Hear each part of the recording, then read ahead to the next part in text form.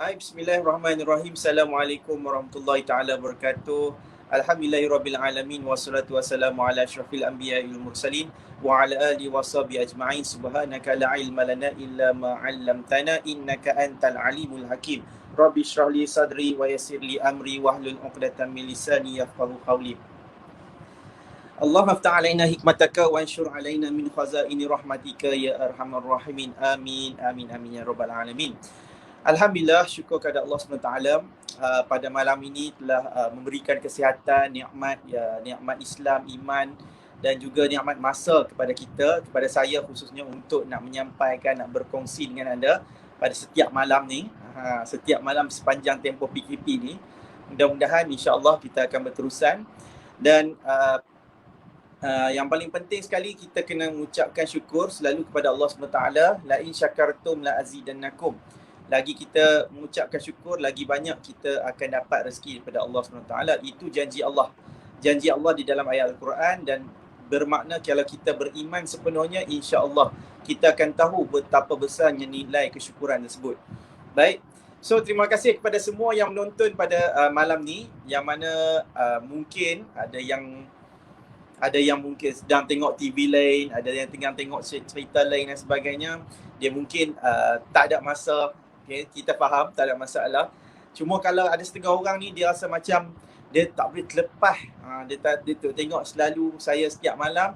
InsyaAllah saya doakan apa yang saya kongsikan tu dapat membawa manfaat, dapat memberikan anda nilai. Okay, supaya kita semua berada dalam keadaan orang yang sentiasa nak belajar. Okay, di mana kalaulah kita katakan belajar tu merupakan salah satu daripada taman-taman syurga. Okay, gitu. Okay. Baik, kalau kata belajar tu salah satu daripada taman-taman syurga, saya doakan kalau kita buat secara online perkongsian macam ni pun seolah-olah kita berada dalam salah satu daripada taman-taman syurga, insya-Allah. Okay. Hari ni feeling ala macam ustaz sikit. Saya pakai dah baju Melayu tadi. Tapi bila bagi mandi anak, habis baju saya, so saya selalu jubah. Tapi saya pakai songkok. Jadi Melayu campur Arab, Merak. So saya pakai songkok sebab saya rasa macam hari ni nilai kemelayuan tu agak tinggi sikit. Dan kemudian pakai baju jubah Arab, so Melayu campur Arab dia jadi Merak. Okay, terima kasih kepada semua. Sebab semalam kan kita berpantun-pantun. Hari ni kita rasa macam sebenarnya saya nak pakai nak kemelayuan sikit, tapi tak apalah. Yang penting tu feeling macam Arab sikit tu ada, nilai Melayu tu pun masih dijaga kukuh. Okay, sebabnya saya duk layan cerita dekat Netflix, saya duk ulang cerita lama. Cerita Nur. Nur, dia tak ada Nur 2, dia Nur je dulu. Jadi ala-ala macam Ustaz Adam lah konon-kononnya. Okay, feeling sendiri pula. So terima kasih kepada anda semua yang mana yang join pada malam ni, Puan Nas Jamaluddin, Siti Nurbaizura, Nur Milah, Nur Amalina, Laila Jamaluddin. Waalaikumsalam. Segak tuan. Terima kasih. InsyaAllah saya akan mengekalkan kesegakan tersebut. Okay. Sebab saya memang tak suka selekeh. Okay, so terima kasih. Baik, sementara kita nak tunggu orang kawan-kawan yang lain, macam biasa kita nak test dulu saya punya sound. Okay, nak dapat anda semua okey ataupun tidak. Kita nak main teka-teki lagi. Sebab trademark saya kalau setiap malam kita nak live, kita mesti ada teka-teki. Teka-teki tujuannya untuk kita santai-santai sekejap sementara kita tunggu orang lain. Dan yang keduanya dan kemudian saya nak check, saya nak test dulu sebenarnya, nak test kita punya sound. Yang play kita nak test, saya nak test anda punya pemikiran dan sebagainya. Boleh ya? Okay, so teka-teki malam ni berbunyi begini perempuan. Dalam 12 bulan, okay, 12 bulan kalender kita, Januari sampai Disember, ada bulan yang 31 hari, ada bulan yang 30 hari. Okay, soalan saya, bulan apa yang ada 28 hari? Okay, cepat. Come on. Saya nak jawapan. Ada bulan yang 31 hari, ada bulan yang 30 hari. Bulan apa ada 28 hari? Cepat. Saya nak 10, 9, 8, 7, 6, 5, 4, 3, 2, 1. Okey. Baik, terima kasih atas jawapan.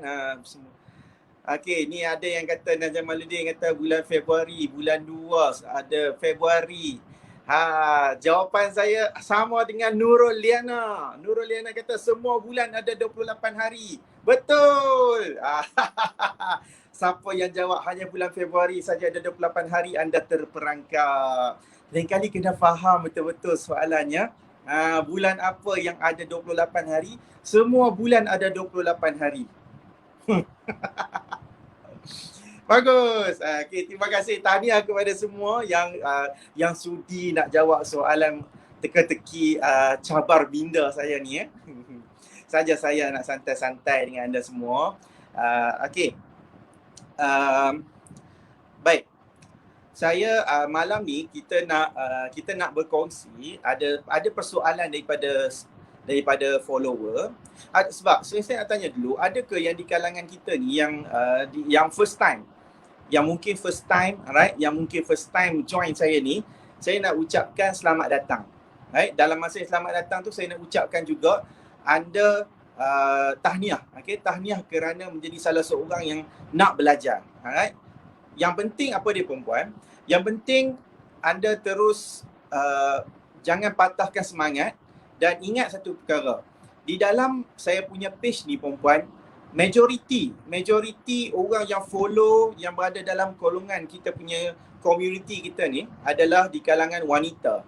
Alright, sebabnya saya memang sentiasa memberi maklumat kepada wanita dan jangan heran kalau saya ni bukan wanita. Itu perkara yang biasa. Okay? Jadi saya menceritakan tentang hak-hak wanita especially yang dalam perkahwinan supaya dia sentiasa tahu bahawa kekuatan seorang wanita ini adalah terletak kepada ilmu dia. Lagi tinggi ilmu dia, lagi dia tahu tentang hak diri dia, lagi dia kuat jati diri dia. Sebab apa perempuan? Sepanjang saya di mahkamah syariah perempuan, banyak orang yang mana wanita yang tuntut kes tertentu, yang tuntut hak dia, kadang-kadang dia tak tahu yang tu hak dia sebenarnya. Ada orang dia rasa macam bila dia dah diceraikan tu dia dah macam habis dah, tak ada apa dah dunia ni. Ada orang kadang-kadang dia teraniaya. Okay? Yang mana saya malam ni saya nak cerita tentang anda semua tentang bagaimana seseorang wanita ni yang telah membuat kesilapan. Dia membuat kesilapan untuk menjadi isteri yang kedua. Isteri yang kedua. Ada siapa-siapa ke yang nak mengaku sekarang ni dia isteri kedua? Tak payahlah. Kalau ada tu tak apa, terima kasihlah saya ucapkan. Alright. Tapi apa yang saya nak bagi tahu kepada anda semua, tak salah, memang tak salah. Saya pun tak pernah menyalahkan orang yang nak kahwin 2, 3, 4 dan sebagainya. Saya takkan salahkan benda tu. Sebab benda tu halal dalam Islam. Cuma yang saya tentang, yang saya tentang adalah golongan-golongan yang nak buat lari. Yang lari perkahwinan tersebut. Maksudnya, dia nak kahwin 2, dia nak kahwin 3 ke, dia nak kahwin 4, dia buat lari, perempuan ni pergi kahwin dekat Siam. Contoh. Ataupun dia cuba nak menggunakan tipu daya. Dia nak menggunakan tipu daya untuk nak kahwin dengan perempuan ni demi menghalalkan matlamat dia tersebut. Jadi dia buat apa? Dia kahwin secara nikah sindiket. Sekarang ni perempuan, waktu PKP ni, daripada tahun lepas sampai ke sekarang ni, saya kata ramai orang yang rasa macam sekarang ni rasa lega. Rasa lega bila pintu sempadan Siam ni ditutup. Jadi ramai orang yang kata lega tuan sebab pintu sempadan ni tutup. Kalau tidak ni saya dudak dah fikir. Tapi jangan terlepas. Bila tutup pintu sempadan tersebut, dalam Malaysia ni sekarang ni pertambahan kes-kes nikah sindiket perempuan. Nikah sindiket. Jadi dia nak memudahkan, nak menghalalkan matlamat tersebut dengan cara nikah sindiket ni untuk poligami. Yang ni yang selalunya kita tentang. Yang mana menikah kat Siam dan juga yang menikah dekat dalam sindiket. Alright. Yang kalau kita nak tentang sekalipun lelaki-lelaki yang ada niat macam ni, tapi matlamat dia, Alright? Matlamat dia yang paling besar adalah kita kena menceritakan kepada wanita tersebut. Sebab yang paling banyak kerugian, yang paling banyak akan menanggung beban adalah wanita. For sure, 100% saya jamin. Yang akan jadi bebannya tu siapa yang berkahwin dengan sedikit ataupun menikah di Thailand sebagai isteri yang kedua. Okay, isteri yang kedua saya cerita malam ni, beban yang paling teruk, kerosakan yang paling teruk akan berlaku kepada wanita.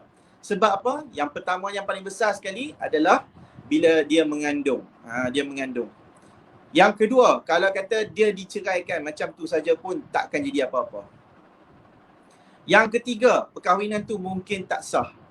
Jadi akan ada banyak isu yang akan melibatkan kepada wanita tu sendiri, berbanding kesan tu kepada lelaki.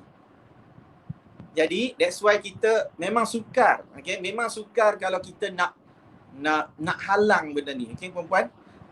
Kalau kita kata jenayah ni perempuan, macam contoh lah, saya boleh bagi perumpamaan cerita. Kalau kita tengok kat TV ni, ada saja kes bunuh. Faham? Ada saja kes rogol. Betul? Ada undang-undang, ada dah pernah tengok dah kita dah pernah tengok dah bagaimana mahkamah jatuhkan hukuman, bagaimana orang yang buat kesalahan ni dia akan dipenjarakan, akan ada hukuman penjara yang lama dan sebagainya. Tapi kenapa benda ni sentiasa ada? Setiap tahun. Bahkan kes jenayah ni kadang-kadang dia boleh meningkat lebih tinggi. Betul? Macam tu juga, kalau kata nikah sindiket ni, dia takkan berhenti punya. Dia mesti akan ada. Dia ibarat, patah tumbuh hilang berganti. Patah tumbuh hilang berganti, mengertilah. Tiba-tiba je saya jadi salih malam ni. Faham? Jadi kita takkan boleh nak sekat orang-orang yang nak nikah sindiket ni, ataupun yang sindiket ni sendiri, kita takkan boleh. Dia ibarat macam hujan yang turun. Kalau kita nak stop hujan tu memang payah. Kita takkan boleh stop hujan tersebut. Apa yang kita boleh buat adalah perlindungan. Kita yang sendiri berlindung. So, saya nak nasihatkan kepada wanita yang mana yang ada niat murni dia nak menjadi isteri yang kedua. So, dia nak jadi isteri yang kedua. Apa yang dia kena tahu kalau dia nak menjadi isteri yang kedua tersebut? Siapa yang sekarang ni ada niat nak jadi isteri yang kedua? Saya percaya mesti tak ada orang yang berani nak tulis.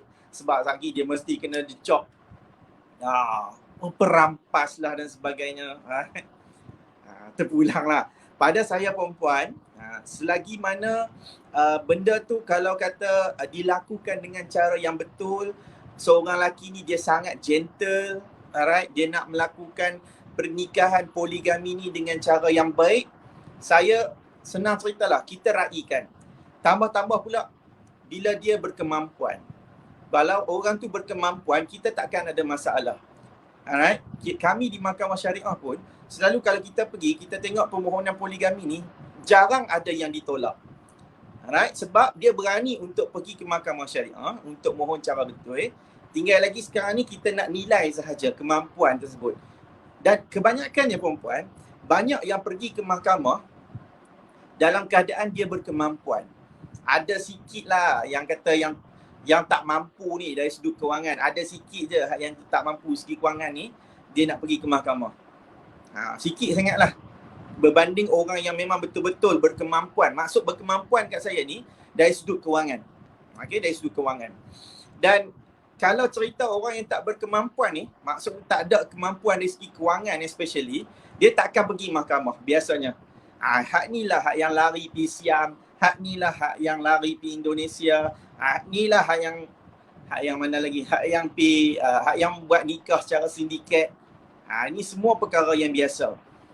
Alright? That's why kita takkan boleh menghalang benda ni, kita takkan boleh stopkan benda ni, melainkan anda sendiri yang sentiasa untuk mengambil tahu, sentiasa untuk belajar. Okay, faham? Dan kalau kata poligami ni, saya cerita tajuk ni memang dia agak sensitif. Alright? Dia memang agak macam tak seronok bagi sesetengah orang. Alright? Tapi saya pesan, saya siap. Saya pesan dia, siap. Kadang-kadang ni ada wanita dia kata, tak maulah tuan, saya sanggup, saya sumpah, saya takkan punya lah, memang saya takkan punya lah. Tengok-tengok dia jadi isteri yang kedua. Bahkan ada pernah dia jadi isteri yang ketiga. Ni saya cerita benda betul perempuan kadang-kadang orang cakap je macam tu. Dia lepas bercerai, lepas saya sabitkan cerai, dia kata saya sekret dah, saya tak mau kahwin dah. Tiba-tiba lepas habis dah 3 bulan tu, saya dapat jemputan kenduri. Saya kata so fast. Oh, nak buat macam mana tuan, terjumpa jodoh yang baik. Allah, kan? Kadang-kadang orang ni dirasa saja, dia sebut je kata benci dan sebagainya. Tiba-tiba nak dijadikan cerita, lafaz benci tersebut dia menjadi kepada diri dia. So hati-hati. Hati-hati. Alright, kalau kita tak mau sekalipun tak apa. Kita kata tak apalah, saya tak menolak. Alright, tapi saya harapkan bukan saya lah. Begitu. Dia jangan kata, saya takkan punya lah, jadi apa pun, gerak jari pun aku tak kena dia. Jangan sampai tahap nanti dia makan diri kita. Tapi kalau kata makan diri kita sekalipun, janganlah anggap benda tu macam satu benda yang salah. Kalau kata ada orang yang betul, yang mana yang mampu, yang rasa macam kita ni boleh bertoleransi, dia memang imam lah, senang cerita. Imam lah. Boleh bimbing dan sebagainya. Alright? So, terpulang. Kita jangan benci saja. Kita kalau kata anda niat macam tu, ni saya nak sampaikan. Okay? Ni ilmu yang kita nak kongsikan. Apa persediaan penting untuk seorang wanita ni, dia tahu ataupun dia ambil peduli dulu sebelum dia nak buat keputusan berkahwin dengan seseorang yang telah mempunyai isteri dan juga tanggungan yang lain. Okay? Alright. So, boleh kita pergi Baik, yang pertamanya, apa yang kita kena tahu adalah kalau anda wanita yang nak bermadu, okay, anda kena tahu terlebih dahulu hak diri anda. Okay? Kena ambil peduli dulu. Kalau kata saya nak dimadukan ni, right, awak nak kahwin dengan saya ni, cara yang macam mana? Tu penting tu. Saya nak kahwin cara betul dekat Malaysia ke, ataupun awak ada niat yang tak elok. So kalau dia kata, ya saya memang kita nak selesaikan, nak buat dengan cara yang elok, saya sanggup pergi ke mahkamah untuk dapat kebenaran daripada hakim. Sebabnya kalau kata buat kebenaran daripada mahkamah, for sure, maksudnya isteri pertama tu dia akan tahu. So orang macam ni dia takkan lari. Sebab kalau kata permohonan poligami di mahkamah syariah, dia mesti sampaikan saman tersebut kepada isteri yang pertama. Saya tak pernah berdalih tentang ada kemungkinan orang yang dia cuba nak sembunyikan alamat isteri yang pertama. Ada perempuan. Okay, maksudnya dia bagi alamat yang lain. Contoh siapa yang tahu tentang kisah Puan Mona Din. Okay, Puan Mona Din kan baru beberapa itu tu. So isu yang timbul tu dia kata scam poligami. Sebenarnya dia bukan lebih kepada scam poligami, tapi dia isu penipuan alamat tempat tinggal tu, ataupun saya tak pastilah, saya tak maulah cakap macam tu, sorry. Saya takut prejudis. Alright, tapi apa yang saya boleh bagi tahu, something wrongs yang berkaitan dengan prosedur tersebut. Yang mungkin yang menyebabkan isteri pertama tu tak tahu. Itu yang saya boleh bagi tahu. Alright, sebab ada prosedur yang kita tak tahu. Saya sendiri pun tak handle kes tu. Cuma apa yang dibahaskan, yang digembar-gemburkan tu, cerita dia mungkin menyebabkan ada unsur penipuan. Alright, tapi bagaimana sekalipun, bila cerita tentang tuntutan poligami di mahkamah syariah ni, kalau seorang lelaki ni dia memanglah ada niat yang ikhlas, dia takkan lari. Dia akan melalui proses mahkamah dan dia akan bagi alamat yang betul. Okay, tu dari sudut yang ni lah. Tapi kalau sebelum tu pun anda nak tanya, baik, kalau awak nak kahwin, kalau saya ni nak jadi isteri yang kedua, saya okey, tapi dengan syarat saya nak berjumpa dulu. Nak berjumpa dulu dengan isteri yang pertama. So kalau kata ni dia berpeluh, dia cerah peluh itu, ya ke? Macam tu, avoid lah. Faham Tak payahlah. Kalau tahu orang jenis macam ni, anda nak juga, anda mungkin akan menanggung risiko yang mungkin akan datang kepada diri anda. Alright, sebab kita dah memang pernah tengok macam orang-orang yang jenis macam ni, kebanyakannya kalau kata dia nak bagi alamat tipu, dia kata, tuan, boleh tak tolong kira sekejap macam mana apa kita tak boleh bagi isteri pertama tahu. Saya terus terang, kalau orang yang jenis macam nak minta kita apa kautim lah, tanya apa supaya benda ni takkan bagi tahu pada isteri pertama ke apa, saya takkan layan. Sebabnya satu, dia mungkin akan menjahanamkan reputasi. Yang kedua, amanah kita. Yang tu penting. Jadi kita takkan bertoleransi dengan orang macam ni. Kalau dia nak cara yang betul, kita kena provide cara yang betul. Kena gentle lah. Come on lah kan, gentle lah. Buat apa nak sorok-sorok? Benda baik kan. Kalau benda baik, jalan. So isteri yang kalau nak jadi isteri yang kedua ke tiga ke keempat ke, so dia kena tahu yang tu dulu. Niat laki ni nak buat cara elok ke nak buat cara tak elok, kena tanya. Alright. Yang keduanya, anda kena tanya dari sudut kemampuan. Okay, kemampuan. Sebabnya perempuan, bab poligami ni dia tak akan sama. Dia tak sama dengan orang yang single. Okay, single dengan single kahwin ni. Kalau single dengan single ni kahwin, kadang-kadang kemampuan ni sederhana pun tak apa. Okay. Saya kata semalam, bab nafkah ni dia kena realistik. Dia tak boleh benda yang kita rasa macam insya-Allah akan datang kat kita. Tak, dia tak boleh macam tu. Pada saya, bab nafkah ni dia kena realistik. Realistik tu maksudnya, dari sudut pendapatan, dia ada numbers dia. Dari sudut aset, apa numbers dia yang dia ada. Tu semua kena realistik. Dia tak boleh rasa macam, tak apa, insya-Allah lepas nikah nanti ni, abang akan dapatlah macam ni, abang akan dapatlah macam ni. So tak boleh. Yang tu kita sebut sebagai andaian. Andaian kalau untuk orang yang single ni terpulang lah. Kalau dia rasa macam dia boleh ambil risiko tersebut. Macam saya kata semalam, pelaburan. Okay? Pernikahan ni pelaburan. Kalau dia rasa macam dia boleh ambil risiko tu dan dia harap benda ni akan berubah lepas kahwin. Kalau berubah, alhamdulillah. Kalau tak berubah, na'uzubillah. Faham? Tapi untuk orang yang nak poligami perempuan, maksudnya isteri wanita yang nak menjadi madu, yang nak kahwin seorang lelaki yang telah beristeri dan ada tanggungan, for sure dia kena tahu terlebih dahulu kemampuan kewangan. Kemampuan kewangan ni dia mesti tahap dia tak boleh sederhana, dia mesti tinggi punya. Dia mesti tinggi. Sebabnya kalau orang yang telah berkahwin, maksudnya laki yang telah berkahwin, dia akan ada 3 tanggungan. Saya akan cakap dia ada 3 tanggungan. 4 lah.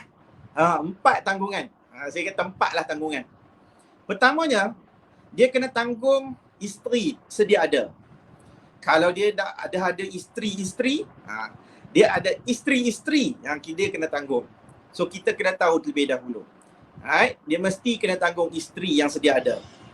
Yang keduanya, dia ada tanggungan kepada anak-anak dia.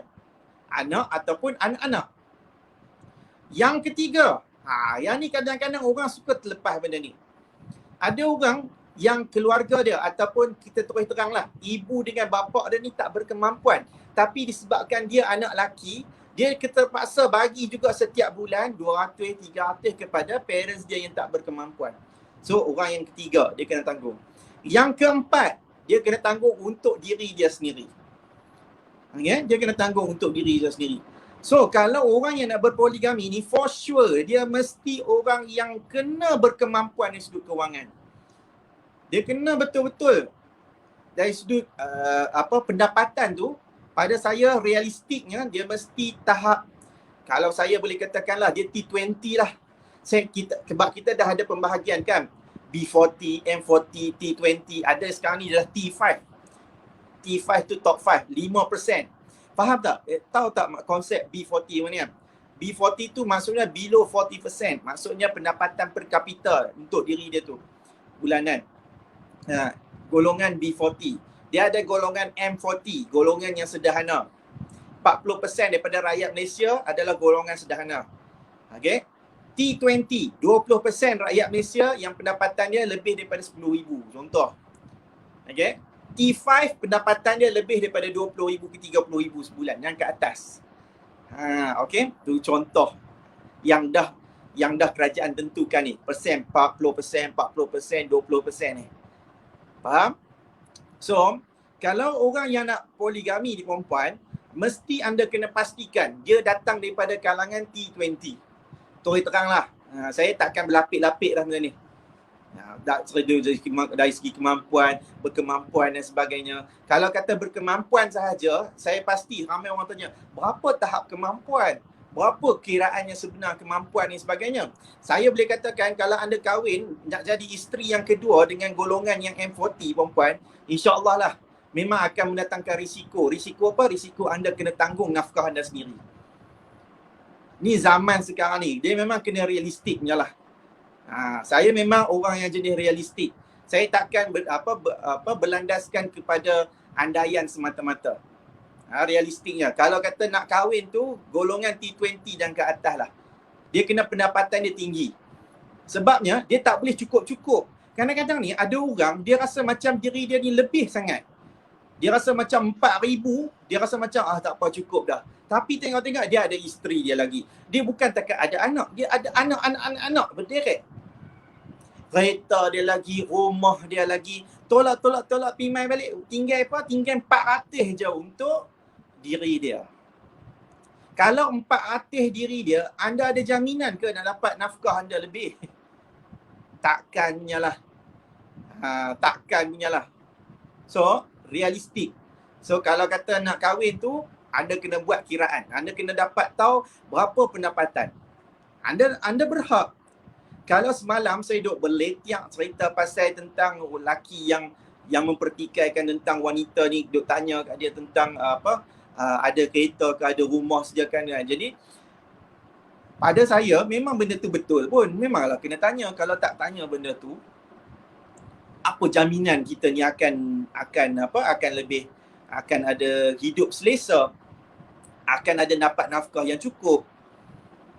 Nanti lepas kahwin nanti ni, kalau tak dapat nafkah yang cukup pula nanti ni, mulalah kita pula nak kena bergaduh, kita nak kena naik mahkamah. Kalau kena tak mau lepas pula, anda kena tuntut fasah. Panjang cerita dia tu nanti. So kena realistik, berdiri atas fakta. Berdiri atas fakta, okay? Alright. So dia mesti kita kena tahu yang kedua, kemampuan. Okay? Yang ketiganya, lepas kita tahu kemampuan tersebut, kita kena tahu siapa dia punya tanggungan. Okay? Tadi yang pertama saya kata apa niat dia. Dia nak kahwin cara elok ke cara tak elok. Kena tanya ni. Yang keduanya dari sudut kemampuan. Kemampuan itu macam mana? Berapa pendapatan, dia ni kerja sebagai apa liability dia tu, diri dia sendiri. Okay? Yang ketiganya, siapa tanggungan-tanggungan sedia ada dia. Kita kena tahu terlebih dahulu. Kalau kata nak buat tindakan, nak berkahwin dengan golongan-golongan yang telah bersuami ni. Yang telah beristeri. Maksudnya nak poligami. Faham? Sebab kita takkan boleh halang orang nak poligami. Kita hanya boleh berdakwah, kita hanya boleh menceritakan persediaan kepada bakal isteri yang kedua, ketiga dan keempat ni. So, kita kena ambil peduli tentang yang ketiga, iaitu siapa yang perlu ditanggung. Saya dah cerita tadi, siapa yang perlu ditanggung tu, mesti yang pertamanya, isteri sedia ada. Kita kena tahu, alright, isteri yang pertama sedia ada ni, rumah kat mana? Ni kalau orang yang betul-betul gentle, dia akan bagi tahu, isteri rumah ni kat situ. Alright, pergi tengok. Kalau boleh jumpa directly sembang, kalau kata dapat peluang, mungkinlah, okay, mungkinlah kan isteri yang pertama ni dia bersetuju, dia tak kisah pun. Tak apalah nak kahwin dengan Abang Mat ni pun tak apalah. Okay. Cuma aku nak minta kata kalau boleh kita sama-sama cara elok, macam tu. Kalau ada lah isteri hak jenis macam ni. Okay, ada, bukan tak ada, ada. Alright. Cuma selain daripada anda tanya macam tu, anda kena tanya juga, rumah kak ni lama dah kak duduk? Contoh, rumah ni lama dah, Abang Mat lah sediakan. Contoh macam tu lah. Ni ayat kampung lah saya bagi ni. Macam boleh berlakon drama kan. Mudah-mudahan adalah penerbit nak cari aku. Jual diri. Right? So, kita kena tanya. Kalau kata dia sediakan, semuanya cukup elok dekat isteri yang pertama tu, insya-Allah dekat anda pun mungkin akan elok. Okay, alright. Yang kemudian kita dah tahu dia ada isteri dia tu sedia ada, rumah sediakan. Okay, kita tengok pula berapa ramai anak-anak dia ni. Kadang-kadang kan dia rasa macam tak apa, dia nak kahwin ni dengan suami yang ada isteri seorang sahaja. Okay, betul lah, kadang-kadang dia kata isteri dia seorang, tapi dia terlepas pandang. Kadang-kadang dia bukan isteri ni sahaja. Mungkin laki ni dia pernah ada perkahwinan dengan isteri yang terdahulu tapi dah diceraikan. Dia malah tinggal seorang saja. Dia pernah kahwin 3 tapi dah tinggal seorang saja. Tapi yang lagi 2 ni ada anak-anak. Anak-anak yang dia kena tanggung lagi. Kadang ada setengah orang ni dia nak bagi tahu hak yang anak dengan isteri yang 3 itu saja. Tapi rupanya ada anak-anak lain lagi yang masih bersekolah. Yang ni kena beware. Jenis-jenis macam ni. So kalau kata kita tahu, kata ada anak, kita kena ambil tahu berapa setiap bulan. Biasanya perempuan, kalau orang yang berpoligami ni, dia akan ada perintah. Okay, mahkamah ada perintahkan untuk dia bayar nafkah setiap bulan. Okay, berapa untuk anak dan berapa untuk isteri sedia ada. Sebab kalau anda yang nak berpoligami, anda yang nak dimadukan tersebut, rela lah kan sebagainya, nanti pun dekat dalam mahkamah akan tanya tentang nafkah untuk diri anda. Berapa setiap bulan? 500, 600, 700, 800, atas anda lah.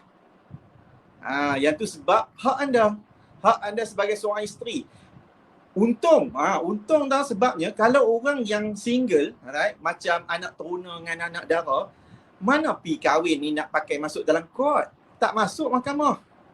Kita habis kuat pun pergi pejabat agama, isi borang, interview, tetap tarikh nikah, kemudian habis lepas tu Tok Kadi pun tak kata apa, yang juru nikah pun tak akan kata nanti ni bagilah nafkah untuk isteri ni RM500, tak ada.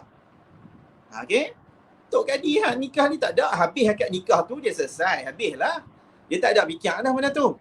Tapi orang yang berpoligami, right, orang yang bakal jadi madu ni, dia ada hak untuk menentukan nafkah diri dia. Penting kalau kata dia dapat perintah poligami ni, dia dapat perintah nafkah setiap bulan, so benda tu dia dah akan secure, dia akan selamatkan diri dia dah. Time tu lah anda boleh tengok ada orang ni, dia tak kisahlah, tak apalah, bagilah kat saya dalam setiap bulan 100, 200 sahaja, yang penting saya halal. Halal lah. Memang time nak kahwin ni bunga lah. Orang kata apa semalam, siapa kata saya kentut pun berwangi. Macam bodoh kan. Kentut pun berwangi. Tak saya tipu ingat lah kan. Dia metafora dulu hyperbola ni tinggi sikit. Lautan api sanggup kurunangi. Makan Maggi pun tiup panas. Lautan api. Okay, so kalau kita nak tahu benda tu, kita kena ambil peduli tentang hak anda. Hak diri kita sebagai orang yang nak bermadu ni, kita kena tahu aku ada hak untuk mendapat nafkah daripada mahkamah. So mahkamah boleh perintahkan. Besar peluang tu. Okay, alright. So ni hari ni malam ni saya duk cerita tentang orang yang bini kedua. Sebelum ni kita duk cerita tentang hak isteri yang pertama saja kan. Yang ni niat kalau siapa yang ada nak kahwin jadi isteri yang kedua, yang ni saya nak ceritakan. Jarang ni. Saya rasa macam inilah first time saya buat perkongsian tentang hak isteri yang kedua, ataupun hak bakal isteri. Sebab kita memang payahlah kalau nak halang orang nak poligami ni. Tapi kalau benda tu nak jadi kepada diri anda, at least biarlah anda ada preparation. Saya boleh bagi preparation dari sudut ilmu sahaja. Pengalaman yang saya ada ni saya kongsikan sahaja. Saya tak poligami lah. Faham? Tapi saya boleh cerita sajalah apa yang ada anda perlu tahu. Right? So kita kena tahu berapa tanggungan anak-anak yang sedia ada. Biasanya memang akan ada perintah untuk nafkah anak setiap bulan. Yang ketiganya, dia mesti ada tanggungan daripada ibu bapa dia. Kalau dia ibu bapa dah tak ada, tak apa. Tapi mungkin ada dia ni mungkin abang yang sulung, dia terpaksa lagi tanggung adik-adik dia, yang mana adik dia ni mungkin nak bersekolah lagi ke, ada yang adik kecil tapi parents ni dah tak ada, ada kena ambil tahu juga, ambil peduli benda ni. That's why saya kata kalau nak kahwin dengan orang yang poligami ni, kena T20. T20 sepasal juga, T20 ni, dan yang T20 yang yang tak banyak hutang lah. Kalau T20 ni banyak hutang pun cerah beluh juga lagi ni. Tinggal lagi tolak-tolak daripada 10,000 pun, tinggal apa je kan. Gunung Jerai tu pun, kalau tarah setiap hari pun boleh rendah tau. Boleh rapat juga kan. Ni kan 10,000. 10,000 tu tak ada apa lah. Faham? Okay. Alright. So, apa lagi? Kalau anda sebagai isteri yang kedua, anda bakal isteri yang kedua, tadi saya cerita kena tahu niat dia, kena tahu dari sudut dia punya kemampuan dia, dari sudut pendapatan dia. Yang ketiga dari sudut dia punya liability orang tu. Maksudnya dia tanggung siapa? Isteri-isteri, anak-anak, ibu bapa, adik-beradik, siapa yang lain. Kita kena ambil tahu. Okay? Dan yang keempat, yang ni yang paling penting jugalah. Sama macam seorang yang nak berkahwin dengan seseorang yang lain, dari sudut agama dia. Dari sudut agama. Maksudnya dari sudut, bukanlah dari sudut perwatakan pakaian. Okay? Pakaian ni mungkinlah sebahagian lah. Okay? Sebahagian.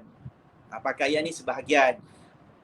Pakaian ni penting juga. Tengok pakaian kadang-kadang lagi ni yang nak kahwin poligami tapi jenis apa, pakaian pun kadang-kadang tak senonoh. Jadi kita pun nak berkahwin dengan orang yang matang jugalah kan. Yang orang yang boleh membimbing kita. Kahwin ni bukan benda yang nak menghalalkan seks mata-mata, nak menghalalkan suka-suka saja. Kadang-kadang ni kahwin nanti ni suka sekejap je nanti. Lagi duk makan hati, duk bergaduh dan sebagainya. So, dari sudut agama tu pun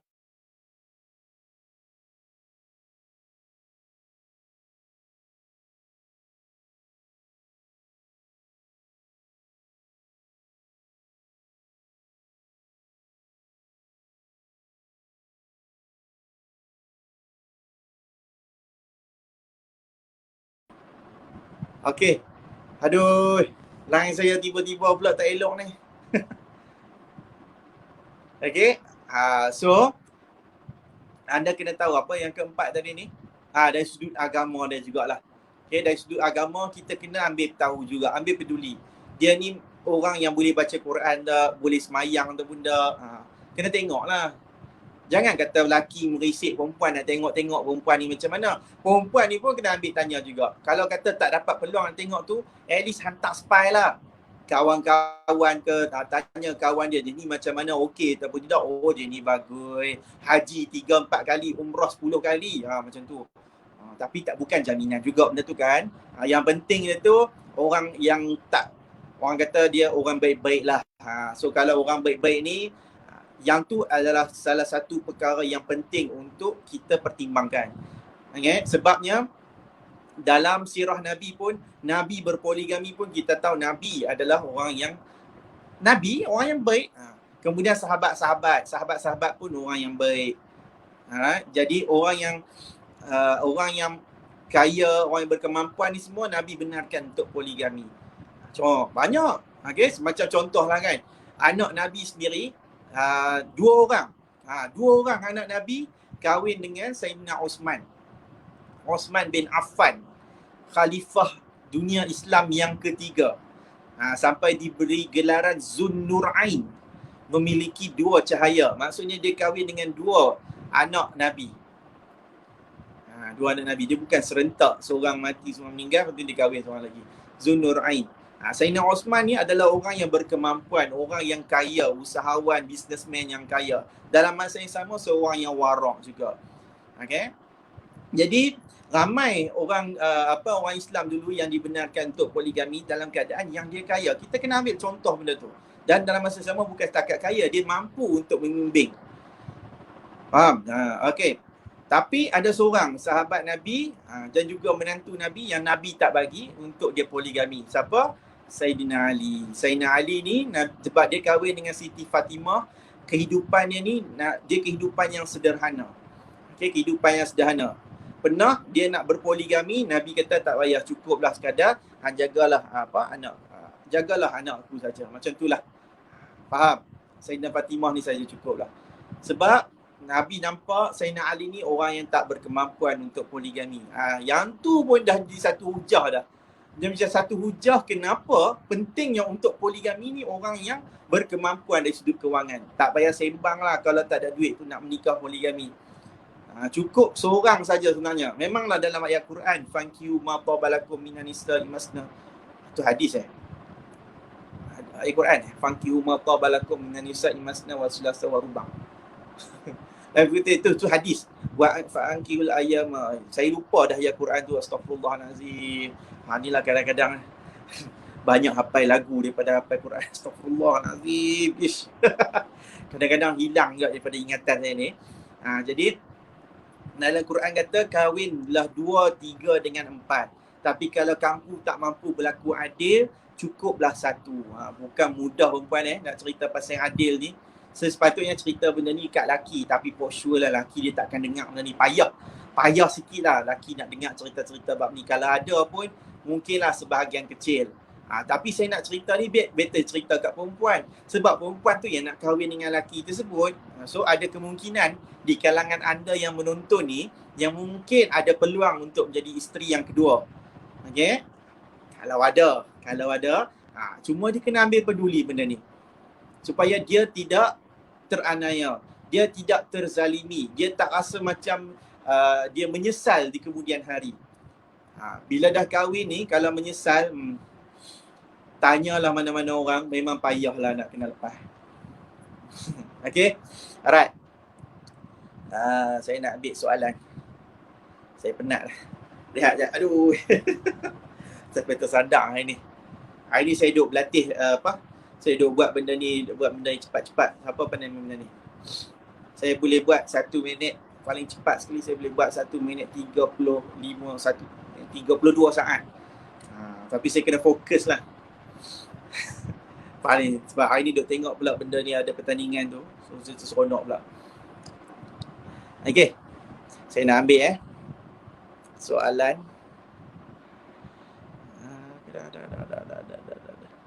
Alright, so yang menonton ni, siapa yang belum join lagi saya punya group Telegram, so saya jemputlah untuk join, okay? Nas Jamaluddin kata sudah tertulis di Lus Mahfuz tuan, #redha. Oh, tertulis takdir yang tertulis tu. Kaki buat lawak. Sahabat sebut amboi saya kat tuan baju Melayu. Ni bukan baju Melayu, yang ni jubah. Tadi saya pakai baju Melayu Kak Kia. Cuma masalahnya sebelum saya nak live ni, saya pergi bagi mandi anak saya ni. Lambat pun nak mandi. Dia kata nak berak lah apalah. So bila bagi mandi tu duduk percik-percik ke saya, habis baju saya. So saya kata tak apalah, aku pakai jubah lah, senang sikit. Pakai jubah. Tapi saya janjikan saya nak menjadi kemelayuan sikit hari ni. Saya pakai songkok. So Melayu campur Arab, Merab. Sungai Merab. Yang Merab Kajang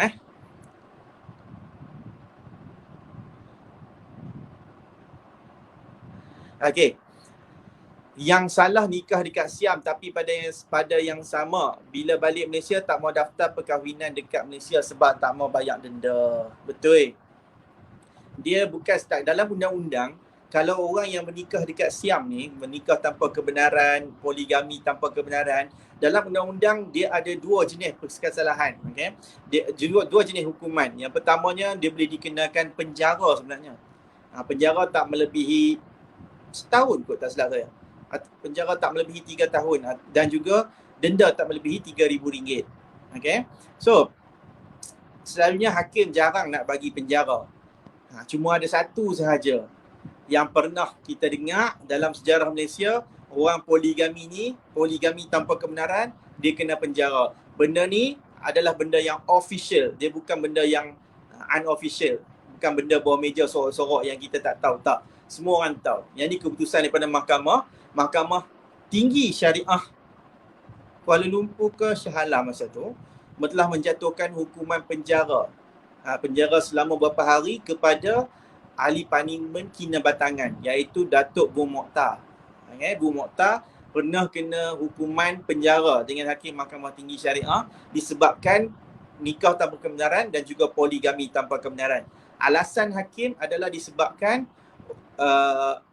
Datuk Bung Mokhtar ni adalah ahli parlimen, iaitu orang yang menggubal undang-undang. Menggubal undang-undang. Jadi tak sepatutnya orang yang menggubal undang-undang dia langgar undang-undang. Macam dalam cerita Musang Berjanggut, besar tengok tak cerita P. Ramlee Musang Berjanggut tu, yang Datuk nikah kahwin tu. Dia masuk dalam rumah Puspawangi. Masuk dalam rumah Puspawangi tu, dia duduk makan. Puspawangi tu pun duduk suap. Dia tanya, kanda, Dinda nak tanya sikit, bukankah menjadi satu kesalahan kalau kata seorang lelaki masuk ke dalam rumah perempuan yang lain, perempuan yang lain lah, perempuan yang beristeri orang, salah tu memang salah lah, tapi itu undang-undang semua boleh padam. Ni cerita dia, cerita zaman sekarang ni. Jadi tu P. Ramlee ni punya dia nak bawa tunjuk cerita tu, nak bagi tahu, kata kalau orang yang gubal undang-undang, dia langgar undang-undang, hukuman dia berat. Dan buat pengamal undang-undang juga, maksudnya peguam syar'i juga. Macam contoh peguam syar'i ni ada yang pergi lari nikah kat Siam pun, dia menjadi satu kesalahan juga yang mungkin ada risiko tertentu. Saya biasa tengok keadaan yang mana seorang peguam syar'i ni digantung, digantung dia punya lesen guaman syar'i dia. Gantung lesen guaman syar'i sebab didapati berkahwin di sempadan Thailand. Maksudnya dia pilih untuk pernikahan tu tanpa melalui proses perundangan. Jadi orang bagi apa, macam benda tu boleh mendatangkan imej yang buruk sebenarnya. So memang kita akan berhati-hati, dan saya pun na'uzubillah lah. Jangan kata kahwin kat Siam, nak kahwin kat Malaysia pun tak payah lagi lah. Saya pun rasa macam tak payahlah. Sebab kita pun tahu, saya faham bab adil ni dia bukan setakat kemampuan sahaja. Besar sangat tanggungjawab. Tambah-tambah sekarang ni saya ada 2 wanita yang saya nak kena uruskan, yang saya nak kena bantu, iaitu isteri saya dan juga mak saya. Besar, berat, tak payah jadi anak lelaki ni, betul tak?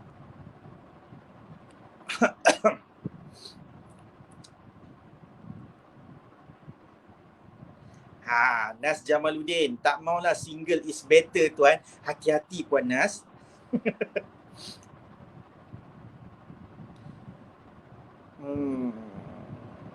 Dayang Nur Syahirah juga tak mau tuan, single is better. Hati-hati Puan Dayang. Ni dahsyat ni, Boru Parna. Baik jadi anak dara tua daripada bini kedua. Hati-hati. Aduh, saya sukalah tengok. Puan Dayang Nur Syahirah cakap, Dayang ni dia, kalau tak silap saya kan, masa dulu saya pernah pergi ke Brunei, dia pernah dia bubuh nama tau dekat setiap bilik tu kan. Jadi kalau masa saya pergi pertandingan debat dulu lah, masa zaman universiti dulu, so dekat bilik saya tu dia tulis Awang Khairul Fahmi. Saya kata, Awang. So saya rasa macam unik tau, panggilan macam saya untuk tu Awang bagi lelaki lah kan. Kalau perempuan kawan saya tu tulis Dayang. Okey. Menarik kan. So saya tak tahu lah Puan Dayang ni mungkin keturunan Sarawak ataupun keturunan Brunei. Betul tak? Tak tahu, salah lah. Tuan, ada suami yang dendam terhadap isteri yang nusyus and buat permohonan poligami. Poligami tersebut diduskan oleh mahkamah. Yang sedihnya sampai ke hari ini isteri pertama tidak diceraikan, digantung tak bertali. Jangan berharap untuk suami itu ceraikan. Kalau orang yang poligami ni, dia memang dia tak mau lepaskan isteri yang pertama. Kalau kata tak ada sebab, dia tak perlu nak lepaskan. Tapi kalau kata isteri ni mungkin ada sebab yang dia dah tak boleh nak go on dengan perkahwinannya, isteri tu yang sepatutnya mohon fasakh tersebut ataupun dia cerai takli ke, ikut apa kesesuaian jenis perceraian yang bersesuaian dengan cerita dia tersebut. Bukan sebab laki. Jangan harap laki tu nak lepas. Laki tu tak akan lepaskan. Sebab kalau tak ada apa-apa, kenapa dia nak lepaskan? Dia akan rasa macam tu. Tapi mungkin pada isteri ni dia akan rasa macam banyak isu lah. Ada yang kata tak puas hati sebab dimadukan, ada yang sebab dilayan tak elok, ada yang sebab giliran bermalam tak adil, ada yang sebab nafkah tak cukup, ada yang sebab nafkah tak dapat. Okay? Macam-macam isu. Jadi isteri tu sendiri yang sepatutnya untuk filekan. Bukan laki tu yang filekan. Laki tu memang dia takkan filekannya lah. Kalau laki tu dia nak filekan, dia dah cerai dulu, baru dia kahwin dengan seorang lagi. So tak payah dia naik mahkamah. Saya dah satu story yang mana satu kes ni, dulu ada seorang lelaki ni dia tuntut dia kena isteri dia tuntut fasakh. Isteri dia tuntut fasakh, kemudian dia tak mau lepaskan. Dalam masa yang sama isteri tu punya kes tu pun tak berapa nak kuat. Jadi mahkamah nampak memang tak kuat kes tersebut, mahkamah tolak fasakh dia. Dalam keadaan suami ni tak mau lepas. So suami ni dia berharapan kata bila mahkamah tolak tersebut, so isteri tu akan patah balik mai ke rumah. Sorry lah, sampai kiamat lah. Okay, selagi anda tak pujuk tu dengan cara yang baik, dia takkan patah balik punya lah. So dia mahkamah tolak kes fasakh, isteri tu buat hal sendiri, laki ni pun buat hal sendiri. Tapi masih suami isteri yang tak duduk sekali. And then lama kelamaan dia tak lama lah, masuk dalam sebulan dua macam tu, tengok muka dia ada dekat Mahkamah Tinggi Syariah. Mahkamah Tinggi Syariah Al-Ustaz. Dia kata, kenapa main ni tuan? Dia kata, saya baru tahu, kata saya ada jumpa seorang perempuan ni. Lawa jugalah, dia nak jadi isteri yang kedua. Saya tengoklah. Lawa. Lawa lah jugalah kan, lawa lah, segak lah. So, dia kata, baru tahu nak kena naik mahkamah pula. Mestilah sebab ada isteri lagi. Dia tak boleh terus pergi pejabat agama lah. Pergi pejabat agama tak boleh, untuk single dengan single boleh lah. Lah kali nak jadi cerita, dia lepas juga isteri yang pertama tersebut. Sebab payah. Payah bukan sudut apa? Payah nak bukti kat mahkamah dari sudut kemampuan. Sebab pendapatan pun rendah. Pendapatan rendah sangat. Anak-anak duk ada 3 orang. Kecil lagi. Sekolah rendah semuanya. Lepas juga akhirnya. Okay. Alright, soalan daripada Aini Habib. Tuan, sebelum bercerai si suami cakap mampu untuk beristeri 2, tapi akhirnya isteri pertama diceraikan, dan bila buat tuntutan nafkah anak-anak, dan tak mampu. Dahsyat juga si lelaki dan tak mampu. Itu perkara yang biasa.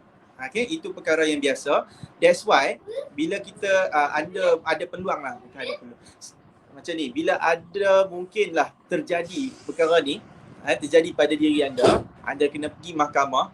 So minta siap-siap. Minta siap-siap berapa nafkah tersebut. Okay? Tapi kalau kata diceraikan tu, so memang dia akan bagi tahu kata tak mampu dan sebagainya. Alright. Dalam mahkamah syariah ni, prinsip yang paling penting untuk nafkah anak, yang pertamanya dia sukut keperluan. So keperluan tu yang paling penting, keperluan anak-anak tu. Baru kita tengok kepada kemampuan. Okay. Mujok saya tak jadi hakim. Kalau saya jadi hakim, saya tak pandang kemampuan tu. Saya tak akan jadi hakim. Sumpah saya tak akan jadi hakim.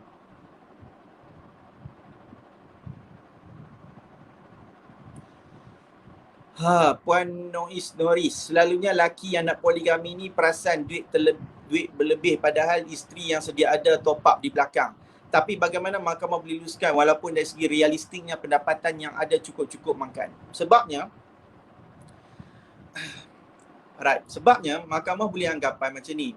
Alasan yang paling penting untuk membenarkan kepada perkahwinan tersebut adalah apa sebab keperluan ataupun apa sebab mahkamah patut dan perlu. Yang tu yang kita kena bagi. Patut dan perlu ni dia bukan disebabkan kewangan, okay? Tapi mungkin disebabkan alasan. Biasanya alasan yang mahkamah yang kita dengar daripada orang yang mohon poligami ni, alasan yang sukar untuk kita nak ketepikan. Faham? Alasannya yang paling selalu digunakan iaitu untuk elak maksiat.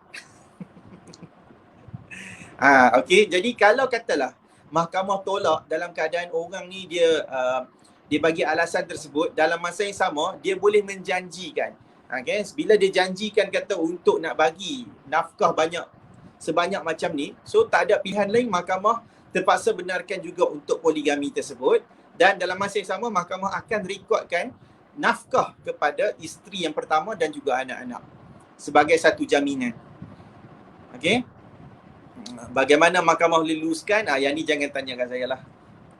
Alright, kalau kata mohon poligami ni biasanya mahkamah akan luluskan, tapi kalau kemampuan tu cukup-cukup biasanya lulus. Tapi kalau kemampuan tu tak cukup, selalunya payah nak lulus. Tak cukup payah nak lulus. Faham? Cukup-cukup mungkin boleh lulus lagi. Kalau tak cukup memang payah. Kalau lebih daripada tu, insya-Allah boleh lah.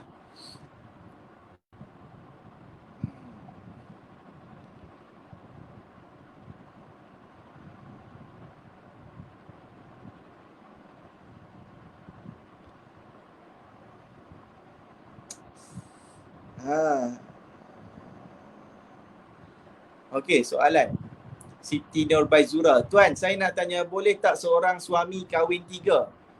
Wow. Tapi dalam masa yang sama ketiga-tiga isteri tinggal di rumah yang sama. Maksudnya tinggal dalam satu rumah. Macam mana tu tuan? Tak ada masalah. Okey. Kahwin, tinggal satu rumah. Tiga-tiga duduk satu rumah. Tak ada masalah. Tak ada masalah kalau semua isteri itu setuju. Okay, kalau semua isteri tu tak ada masalah, semua setuju nak duduk dalam satu rumah tu. Mungkin rumah tu terlampau besar, okay. So isteri ni semua selesa ke tak kisah itu, so dia atas diri dia. Tapi kalau dia tak ada, dia tak mau benda tu, dia kata nak rumah yang asing, suami tu wajib sediakan rumah yang asing. Wajib sediakan. Tapi kalau depa redha nak duduk sekali tu, terpulang. Depends atas kita. Isu bab nafkah ni perempuan, kalau anda rasa macam 200 tu pun cukup, kalau kata mungkin yang tu tak cukup pun tapi anda redha, takkan ada isu. Dia hanya akan jadi isu kalau anda rasa macam tak cukup ataupun tak dapat.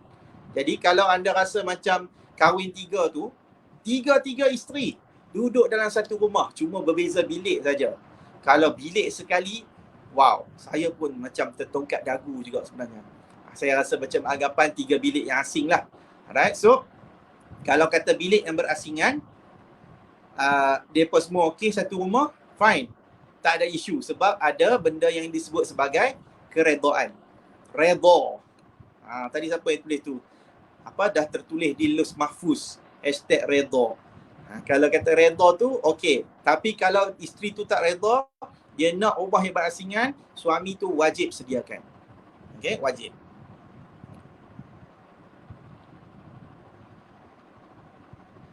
Alright, soalan Noris. Suami culah bagi nafkah berkira dengan nafkah tak ada anak-anak. Ingkar perintah mahkamah bagaimana? Filekan tuntutan tunggakan nafkah. Dah ada perintah, tuntut tunggakan. Okay. Alright, Dayang Nur Syahirah. Dapat perintah nafkah tapi suami tak bagi kerana suami tersebut maklumkan isteri yang nusyuz tak layak dapat perintah nafkah tersebut. Buktikan. Kalau memang ada perintah mahkamah, mahkamah perintahkan, ada perintah bertulis. Okey, perintah bertulis, mahkamah tunjuk kata, nah, suami tunjuk, nah, ni perintah kan hang. Perintah, pak, nusyuz. Tulis. Okey, mahkamah perintahkan isteri ni nusyuz. Jadi betul kalau kata isteri ni tak layak untuk terima nafkah sebab ada perintah nusyuz daripada mahkamah. Tapi ramai orang sekarang ni dia buat memandai-mandai. Okey. Isteri ni tak ada pun nusyuz. Okey, tak ada pun yang orang nak perintahkan kita nusyuz. Tapi suami ni saja mulut dia ikut sedap saja, dia kata isteri ni saya ni nusyuz, dia lari tinggalkan saya. Ada sebab yang tertentu, so kita pun tak tahu apa alasannya. Jadi sebab tu yang pentingnya kita kena tahu nusyuz ni dia mesti daripada mulut hakim, dia bukan daripada mulut orang lain. Even suami sendiri, dia takkan boleh suami tu kata isteri dia nusyuz. Okay? Hakim sahaja. Saya pun tak layak perempuan. Hakim saja boleh kata nusyuz. Jadi kalau kata hakim kata isteri ni nusyuz, ada perintah bertulis kata isteri ni nusyuz, ya betul, isteri tu tak layak untuk terima nafkah. Saya nak ambil last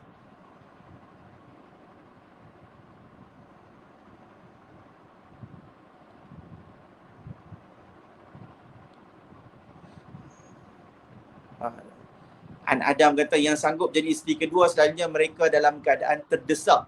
Maybe kerana usia dah terlanjur atau kerana status janda atau terlanjur. Soal rasional akal dah tolak ke tepi. Alright. Pada saya, kalau katalah kan sekarang ni nak anggap apa anak dara tua ke, janda tua ke dan sebagainya. Pada saya kan, apa benda yang nak dimalukan? Faham tak? Apa yang nak risau sangat hidup tak ada laki ni? Kalau katalah kan benda tu kita macam gamble tau. Kita rasa macam tak kisahlah, aku tak kisah, yang penting aku nak. Kita pun tak tahu apa yang berlaku. Kita tak selidik apa pun. Asalkan kita dapat padam status janda ke, dapat padam status anak dara tua ke. Come on, tu semua istilah yang kita namakan je kot. Kadang-kadang orang dalam sini dia tak fikir jauh. Dan mungkinlah betul kata Puan Adam ni, dia nak kahwin sebut. Tapi kalau ada orang yang macam terlanjur ni, kalau macam terlanjur, anak dah dalam perut sekalipun, dia nak menikah, dah lambat dah, memang takkan sempatnya untuk nak dinasabkan tu. Kadang-kadang sia-sia je nanti ni. Bukan sia-sia apa, sia-sia nanti ni, kita tahu perangai sebelum kahwin macam tu, kalau kata lepas kahwin macam mana pula. Kita pun still macam lagi pelaburan, gamble jugalah. Gamble pelaburan lain, gamble lain. Ada soalan daripada Rojiah Kasim. Ni soalan. Okay. Nak tanya, kalau nak poligami tapi saya tak mau dan minta diceraikan secara fasah. Ceraikan. Lepas tu semua anak ada dengan saya. Lepas tu ex bagi duit nafkah. Nak tanya, wajib ke saya tuntutan hak jagaan anak? Tolong jawab. Puan Rojiah ni macam marah kat saya je. Soalan. Okay, kurang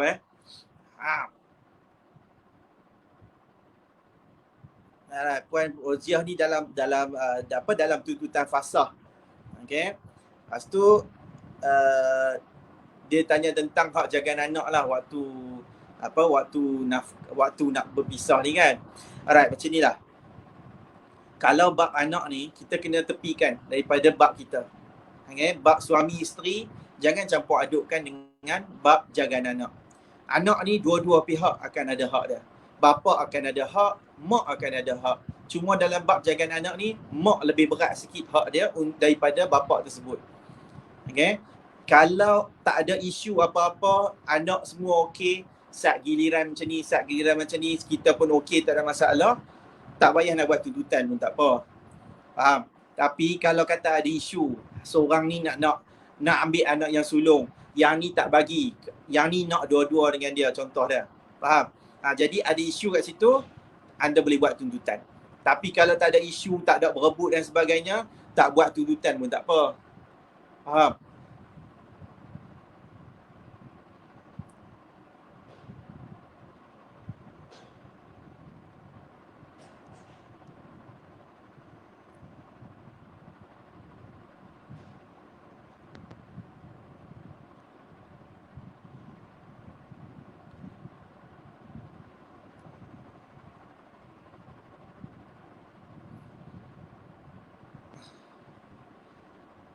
Saya akan tunjuk ni. Yang ni penting ni. Salam comel tuan malam ni. Macam nak pergi akad nikah sekali lagi. Saya bukan comel malam ni. Tiap-tiap malam saya comel. Terima kasih. Puan Zakiah Zainuddin, Kak Kia. Tuan nak tanya, kalau bekas suami dipenjarakan sebab hina mahkamah, bekas isteri kena bayar ke? Mohon pencerahan. Terima kasih tuan. Alright. Bekas suami dipenjarakan sebab hina mahkamah, bekas isteri kena bayar ke? Bayar apa tu? Kalau kata nak bayar bond jamin ke dan sebagainya tu, ataupun bayar denda dan sebagainya tu, anda tak bertanggungan. Okay? Tak diwajibkan. Kalau nak lepaskan pun akan atas ihsan saja. Kalau tak mau lepaskan tu pun tak apa. Tak menjadi paksaan. Terpulang kepada kita.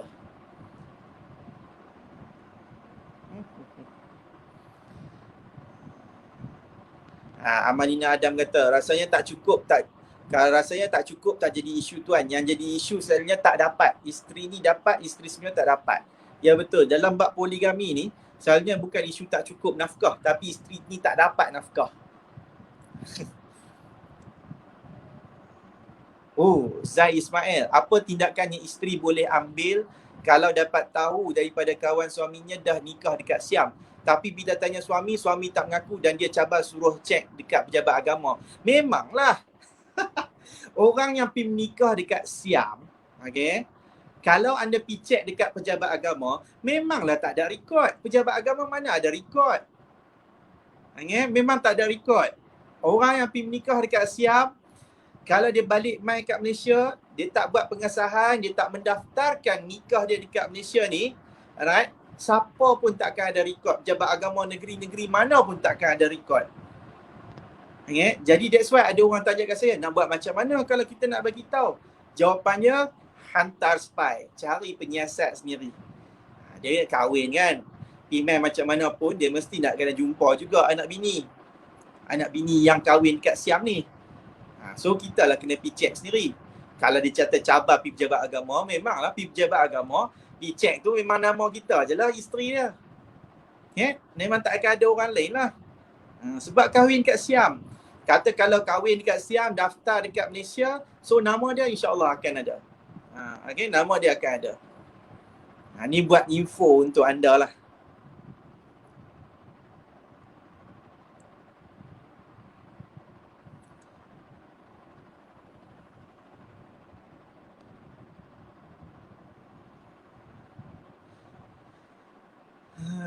Okay.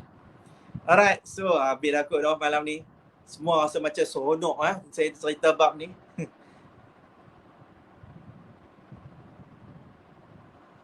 Okay, alright. So, saya harap malam ni pencerahan saya, perkongsian saya berkenaan dengan apa yang isteri kedua, apa yang seorang yang nak dimadukan ni dia patut tahu. Okay. Kalau kata tak dimadukan pun mungkin anda ni yang mungkin tak ada keinginan, okay, tapi takut-takut takdir yang tertulis di Lauh Mahfuz tu terjadi kepada diri anda. At least anda kena tahu, okay. Ambil peduli, okay, ambil peduli bab ni. Okay. Bab ni macam saya bagi tahu tadi, ibarat dia seperti hujan. Okay. Hujan yang turun, kita takkan boleh hentikan hujan tersebut. Okay. Orang yang nak poligami ni kita takkan boleh hentikan. Okay. Apa yang kita boleh buat adalah kita berteduh. Kita sama ada kita pegang payung ataupun kita pergi cari bumbung untuk berteduh. Duduk dalam rumah dan sebagainya. Maksudnya, sebagai seorang wanita, okay, anda kena tahu apa yang kena anda prepare. Apa yang kena anda sediakan. Kalau anda mungkin takdir yang tertulis kepada seorang lelaki yang berpoligami ni. Okay, yang nak poligami. Alright. Ingat betul-betul, kekuatan seorang wanita terletak kepada ilmu dia. Kalau ilmu dia tinggi, ilmu dia tahu tentang apa yang dia akan berlaku dalam tempoh dia nak poligami ni, insya-Allah keselamatan diri dia, keadilan kepada diri dia tu akan terjamin kalau kata pun dia berpoligami. Ingat, kita takkan menentang poligami. Kita tak boleh. Dalam Islam ni, kita sebagai orang Islam, kita beriman ni, ayat Quran benarkan untuk poligami, jadi kita takkan boleh bantah. Okay? Cuma apa yang kita boleh prepare adalah ilmu sahaja. Okay? Kita kena prepare ilmu, kita kena prepare kesediaan kita supaya kita ni dapat dapat prepare. Dia ada request sebuah pensyarah saya Nur Sarah Tajuk Urus, bagi tips untuk suami setia macam mana tu, macam Tuan Fahmi.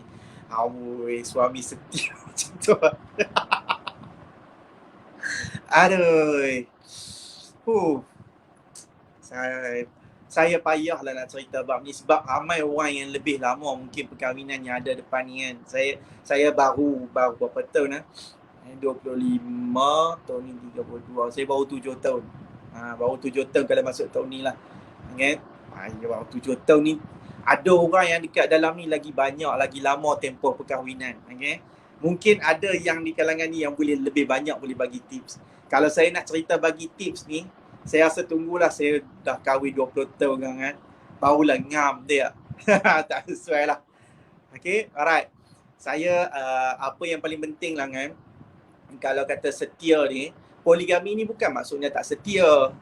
Okay, mungkinlah ada sebab yang membenarkan dia untuk poligami. Yang cerita setia tak setia ni isu curang yang tak berniat untuk poligami. Itu yang cerita lain tu.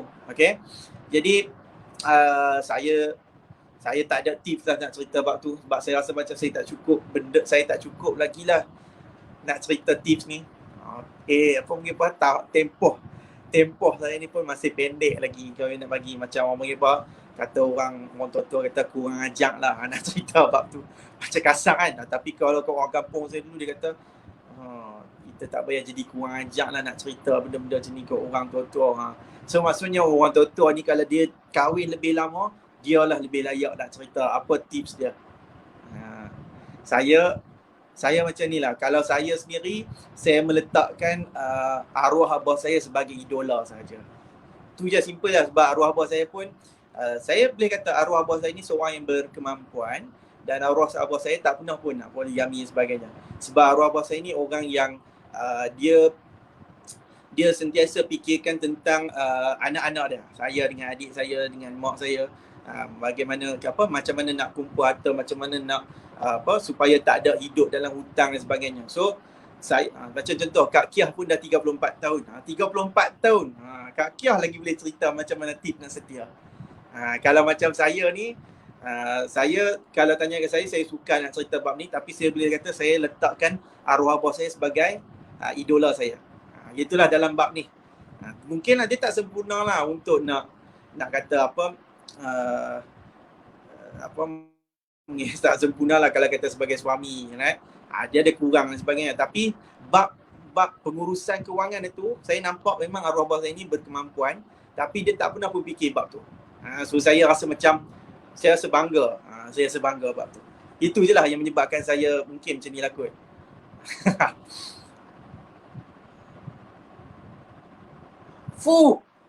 Ini pengakuan hebat ni.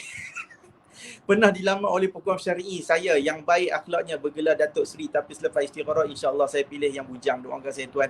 Amin insya-Allah. Asyik tu. Terima kasihlah Puan Onah Fatonah. Okay. Alright, itu saja daripada saya. Saya mohon maaf kalau ada salah dan silap. Saya doakan anda semua dalam keadaan sihat sentiasa.